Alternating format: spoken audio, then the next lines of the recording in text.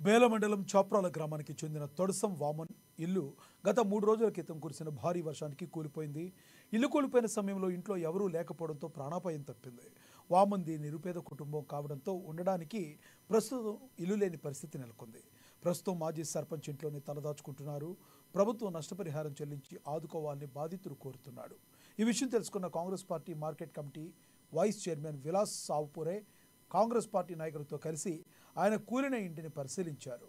ప్రభుత్వం తరపున అన్ని విధాలుగా ఆదుకుంటామని బాధిత కుటుంబానికి వారు భరోసా కల్పించారు.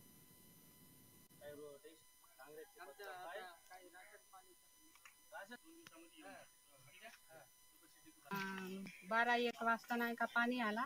आमचं नाही का पाण्यामुळे घर पडलं. नाही का पोरं गिरं शाळेत गेले होते.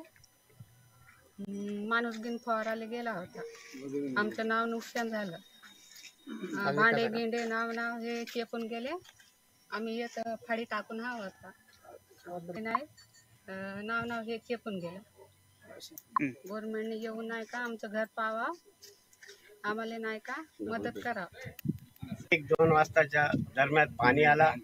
त्या पावसामुळं ते जुनं घर होतं बिचाराचं, आदिवासी लोकांचं आहे. त्यांचं घर काल कोसळून गेलं, म्हणजे पूर्ण खाली पडलं. त्याच्याबद्दल आम्ही त्यांना धैर्य दिला आणि त्यांच्या घरी जाऊन त्यांना भेटले आणि रात्री सुद्धा सरपंचच्या घरी जाऊन सरपंचच्या घरीच राहिले. त्यानं सरपंचांना सुद्धा जेवण घातलं.